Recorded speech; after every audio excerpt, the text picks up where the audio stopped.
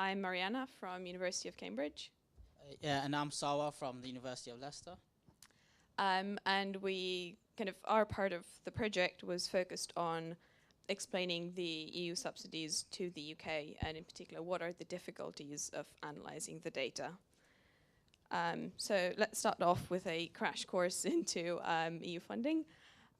So the EU has a set of funds which are aimed at reducing regional disparities in wealth and opportunities, and these funds are given to each of the member countries, and then in turn these countries fund thousands of projects, often local projects. And starting with 2007, this data has been made available by gov.uk. As Megan mentioned earlier, we feel that this is very important to look at this data and see what the impact on the local communities Brexit will have. How will their school be funded, or their job centres will continue to be funded in the next few years.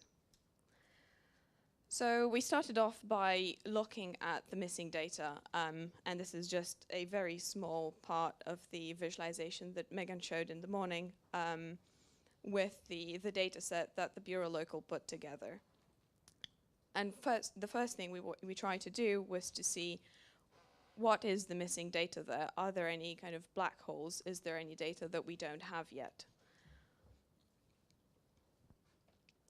After doing this visualization, we decided that we wanted to take a more user experience approach. So in particular, try to answer the questions of what's the experience of someone wanting to analyze this data? What are the difficulties of doing so? And how can tools and the Bureau Local help to make this a better experience? As Megan briefly mentioned, we took the role of someone interested in exploring subsidies, and we recorded our experiences doing that. And we picked two tasks which we thought might be quite kind of good examples of what a local journalist or a person interested in their local area might do. So for example, analysing apprenticeships in Middlesbrough, or is there any funding for skills before employment in Liverpool? So there's that kind of local attribute there. The rest of the talk is going to be a discussion of kind of the things that we found out which could be investigated further from a journalistic perspective. And this is what Sarah will be talking about for the next few minutes. And then I'll be kind of taking a step back and discussing what kinds of problems did we find with the data that we as academics could help the journalists with. Yeah, so as Mariana mentioned, I'm just going to quickly go through some of the insights into EU funding in the UK that I came across whilst trying to follow the data sets down to the local level. And I think this is one of the benefits of actually manual data wrangling for the data scientists, because it allows you to understand the data a bit better. As much as we want to automate some of the processes, some of the manual wrangling actually helps in gaining a deeper understanding of what the data actually means. So the first thing that I want to quickly mention in terms of the EU funds is related to match funding, and to actually understand what kind of role match funding has in terms of the EU subsidies that is allocated to local areas. I just thought I could quickly give a background to how providers apply for EU funds. So, sorry, it just got a bit louder. First, providers can apply for projects, so can apply for the EU subsidy funds to account for up to maximum of 50 to 80% of the total project cost. And for the remaining amount, whether or not they actually secure the amount that they applied for, whether they secure none of this, they can apply through funds that are provided by the government. And although they're not provided directly by the EU, what isn't often noticed by the general public is that they are tied directly with the EU funds, in terms that the amount that is allocated by the government is dependent on how much, or is matched on how much the EU actually allocates to that particular region. So take, for example, as a demonstration, this table in the bottom left-hand corner, which is shown for the East Midlands. So match funds and EU subsidy funding is allocated by co-finance organizations, which is organized by each particular regions, and then within these regions, they allocate it to the actual providers who apply for these funds. So these consist of different departments or organizations, such as the Department for Work and Pensions and the Skills Funding Agency. So for example, if we take the Skills Funding Agency, which is the second row, you can see that the amount of match funding that is allocated to that region is more or less similar to the amount of EU funding here, which is the ESF funds. I think it was the European Social Funds. And yeah, so you can see they're more or less similar. And in the other rows, there may be inconsistencies, maybe because the projects are still running, so they're not completed yet. So there's yet money to be allocated to these projects. And the reason why this is important to point out is that when someone's analyzing or trying to hold the government accountable to try and maintain these same levels of funds to these particular regions, rather than just focusing on how much the EU actually provides, we need to also be careful and also try and look into the kind of decisions that these affect as well within the government. So for example, post-Brexit, just say that we want to check that the government is maintaining the, for example, 71 million that is provided by the EU. And there is the risk that after we stop receiving funds from the EU, the government can come across and say, okay, we're now providing 100 million. And although this is more than the money that the EU provides in terms of the total amount, where we had the match funding as well, which was dependent on the allocated money for each region, in total, we were actually receiving about 150 million from direct influence from the EU funds. So in actual fact, the government haven't increased the funding, and funding has actually decreased. So we want to try to put this across in the data as well, and try to make this aware for anyone analyzing the data set. And yeah, so this is one of the problems that I wanted to highlight. And the other insight that we received while looking into the data set, and actually was supposed to be a part of the project that we wanted to do during the summer internship, is try and analyze FOI requests in terms of trying to get the information that wasn't available already publicly, in terms of trying to follow each strand down to the local level, which was our aim. And what we found that, I already briefly mentioned that CFOs, so the co-financing organizations, only hold information at the regional level, and they tend to only report where the money is allocated to, and they only report the head office that they allocated these provisions to. But these head office only have information on where these providers only hold information on where the head office is allocated, and not where the head office is, but not where the provision is allocated. So the actual local area could actually be in Liverpool when the head office is in Coventry. So there's inconsistency on where the actual money goes to on the local level. But what I found that by going through FOI requests that was submitted through the What Do They Know website, was that often when journalists or other people interested in the EU funds in the local area submit these requests, for example, local councils, what they end up receiving is information that are already provided on the government website, or they end up with responses which say that this information is already available and just give you links to the government website.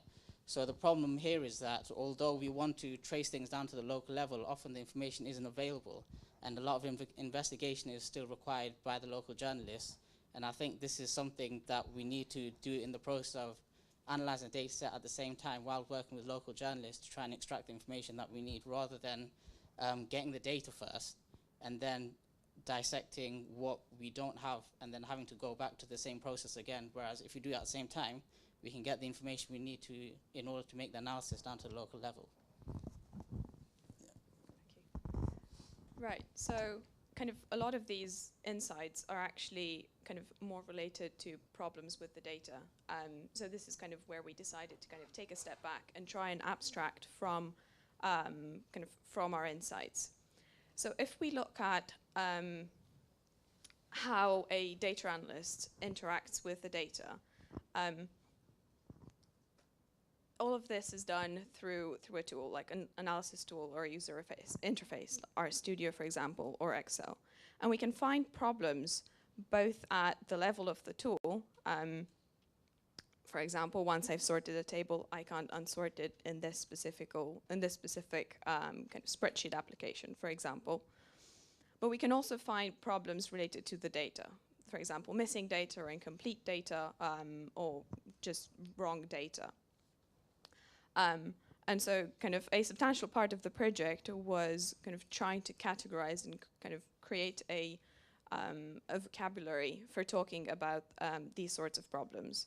I won't focus on problems related to the tools because a lot of the things that we found out is that existing analytical frameworks in human-computer interaction can discuss the problems with the tools that we also encountered. So instead, I'm going to focus on problems related to the data. So I'll start off with a fairly simple example problem. There are going to be 4 in total. So the first one, file formats can make data less accessible. And I think there was a bit of discussion about this before, that some data is published as PDFs, and whilst this makes it easy to download and look at the data, it makes it difficult if you want to do analysis on the data. You need to convert that PDF file to a CSV, for example. Another problem that we came across is schema mismatch. And for our particular data set, kind of this problem came up when we were looking at doing analysis at local level, and in particular at city level, for example, or even ward level. But the data that is published by the government does not allow this analysis to be done. Does not allow the analysis that local journalists want to do. So asking a question of how much money, EU money, goes into apprenticeship in Middlesbrough, this is the table that from a PDF that's published on the government website, and only the regional level is provided, so we only get information about, say, northeast or southeast or northwest, and we get the provider name. We don't get any postcode of the provider or the region at all. What people have tried to do, and what the Bureau Local has tried to do, is to try and add that postcode information based on the name of the beneficiary. So running a kind of searching for the beneficiary online, finding the address and adding it to the data set, and kind of building scrapers to do exactly that. However, kind of looking at the results of this data set with this added information, found out that the first thing, the beneficiary's address may be different to the area where the funding was spent, and which is what Sarwar mentioned as quite important. And you also get incorrect and missing data, so it still needs to be manually verified and made sure that that we get the right information. Kind of building on the fact that the address of the fund beneficiary can be different to the area that is affected by the funds. Kind of the more general problem with that is that entities live in multiple hierarchies. So the money that were being spent, they were given both kind of geographically, they were given to a provider which has a postcode, but also those money are going to be spent in a specific region. And that region can vary quite widely. So we can have just one small care home which uses some EU funds, or we can have a recruitment company that works across the whole region using the same funds. In the table from the government, these are all a single row. So it's very important when doing the analysis to understand this. So I think as a kind of conclusion from the whole project, it feels like we need a vocabulary to talk about these problems. We have tools, analytical tools, that help us talk with problems about the interfaces, such as cognitive dimensions of notations, or PUCs for everyone who's doing human-computer science here, human-computer interaction. But we also need vocabularies to talk about the problems with the data. And James is working on creating kind of vocabularies for wrangling data and what kind of activities we need to do. Kind of our project showed that we need ways of talking about the problems with the data, I guess, before the wrangling step can happen. And this is particularly important to journalists who want to talk about these kinds of problems with their audiences. That's us, and we're ready to take some questions.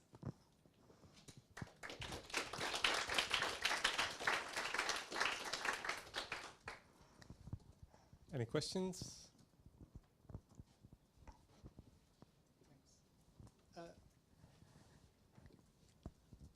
So this data set presented problems, challenges. Yeah. Do you feel that the questions that you wanted to answer are possible to answer from this data set if you had unlimited people, you know, banging away on fixing all the spelling mistakes and matching one person with another and so on? Or do you think that in fact the questions you want to answer are just impossible to answer with this data set, even if it was cleaned up? So I guess for this data set, it wasn't necessarily a question of cleaning up the data set. It was adding more information to the data set and in fact restructuring the whole data set to kind of fit the questions that we were trying to ask.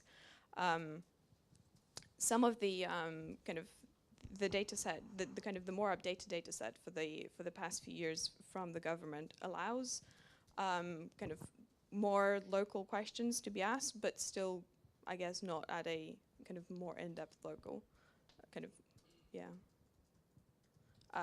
So I guess the answer is yes, with lots of people, it could be done. To some extent, if kind of for the people who are publishing their data sets out there, it may be useful to think about what kinds of questions are we allowing our I guess our data clients to use our data set for, and then create the data set in such a way that makes that easy.